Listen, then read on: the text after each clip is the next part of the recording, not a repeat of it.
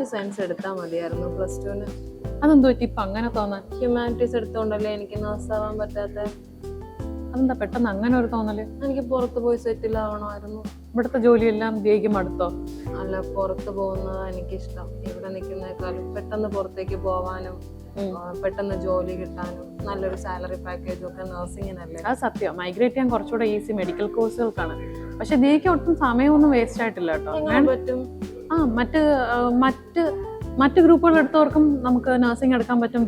Humanities എടുത്തവർ course. എനിക്ക് biology science അല്ലല്ലോ, സയൻസ്. നമുക്ക് സയൻസോ കൊമേഴ്സോ ഹ്യൂമാനിറ്റീസോ ഏത് ഗ്രൂപ്പ് എടുത്തവർക്കും GNM ചെയ്യാൻ പറ്റും. ആണോ? അതെ. ഇനി GNM പോരാ, ജിക്ക് ഇനിയിപ്പോ BSc നഴ്സ് ആവണമെന്നുണ്ടെങ്കിൽ പോലും നമുക്ക് 2 വർഷത്തെ പോസ്റ്റ് ബേസിക് ഒക്കെ എടുത്ത് BSc നഴ്സ് ആവാനും പറ്റും. ആണോ? അതെ. പക്ഷെ ഇതൊന്നും ഞങ്ങള് ആരും പറഞ്ഞു കേട്ടിട്ടില്ല. സ്കൂളിൽ പോലും ഞങ്ങൾക്ക് ഒരു അവയർനെസ് ഒന്നും തന്നിട്ടില്ല.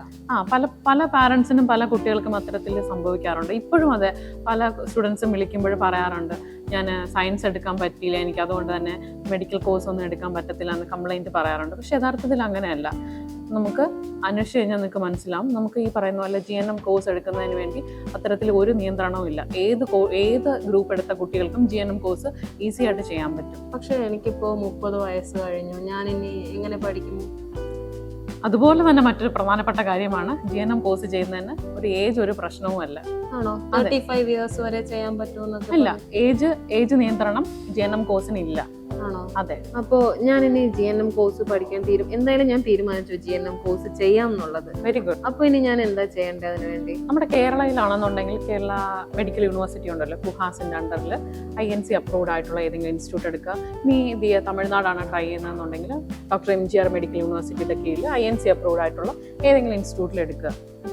അപ്പോൾ ഒട്ടും വൈകിട്ടില്ല. ഇപ്പോൾ തീരുമാനിച്ചതുപോലെ തന്നെ +2 സയൻസ് പഠിച്ചവർക്ക് മാത്രമല്ല, കൊമേഴ്സും ഹ്യൂമാനിറ്റീസും പഠിച്ച എല്ലാവർക്കും GNM കോഴ്സ് എടുക്കാൻ പറ്റും. അതിനുശേഷം നിങ്ങൾക്ക് BSc നഴ്സ് ആവണമെങ്കിൽ പോലും അവസരങ്ങളുണ്ട്. പോസ്റ്റ് ബേസിക് BSc നഴ്സിംഗ് ഒക്കെ ചെയ്ത് BSc നഴ്സായി നിങ്ങളുടെ ആഗ്രഹം പോലെ നിങ്ങൾക്ക് എബ്രോഡൊക്കെ മൈഗ്രേറ്റ് ചെയ്യാനൊക്കെ പറ്റും. കൂടുതൽ വിവരങ്ങൾക്കായി നിങ്ങൾക്ക് ക്രിഡൻസ് എഡ്യൂക്കേഷൻ സർവീസിനെ കോൺടാക്ട് ചെയ്യാം.